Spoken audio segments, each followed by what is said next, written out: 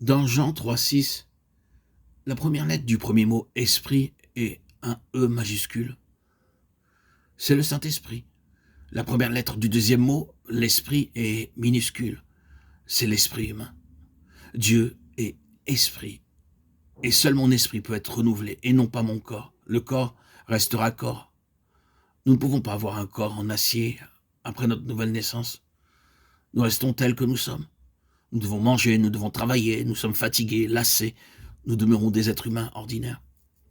Ce corps ne se transformera jamais en acier, mais dans mon esprit, je peux être renouvelé et devenir une nouvelle personne avec de nouvelles facultés.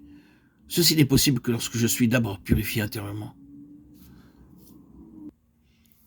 Dans Hébreux 9,14, nous lisons « Combien plus le sang de Christ, qui, par l'Esprit éternel, s'est offert lui-même sans tache à Dieu, purifiera-t-il votre conscience des œuvres mortes, afin que vous serviez le Dieu vivant ?» Avant que le Saint-Esprit ne puisse venir dans mon esprit, il faut que toutes les taches de souillure causées par des pensées, des paroles et des actes soient lavées et enlevées. Dieu a placé un appareil enregistreur dans nos cœurs. Chaque mot que nous prononçons, chaque pensée, ce que nous faisons, sont enregistrés silencieusement dans la conscience. C'est l'appareil enregistreur de Dieu. C'est pourquoi sur leur lit de mort, des hommes sont souvent troublés par une conscience souillée. J'ai vu des gens dans la terreur. J'ai lu que des hommes tels que Voltaire, le célèbre agnostique français, avaient coutume de se moquer de Dieu et de le ridiculiser dans bon nombre des livres qu'il écrivit. Dans ses conférences, il parlait contre Dieu, mais sur son lit de mort, tout tremblant de terreur, il poussait des cris. Sa peur était si terrible qu'aucune infirmière ne pouvait le veiller plus d'une nuit. C'est parce qu'il était troublé par une conscience souillée.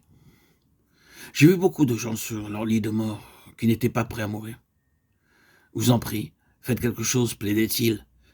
Certains font la charité afin que miséricorde leur soit faite. D'autres, comme les païens, désirent des cérémonies à cause de la crainte de la mort. En fait,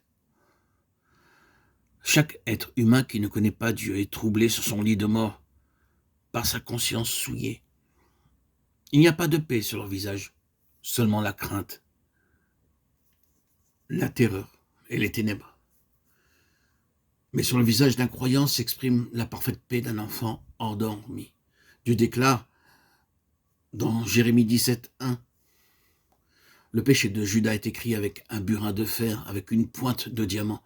Il est gravé sur la table de leur cœur et sur les cornes de vos autels. » La marque profonde est présente. Aussi, avant que le Saint-Esprit puisse renouveler mon esprit, ma conscience souillée doit être complètement purifiée, nettoyée et lavée de toutes les taches gravées par mes pensées, mes péchés ou mes actes. Et ceci est uniquement possible par mon Seigneur et par son précieux sang.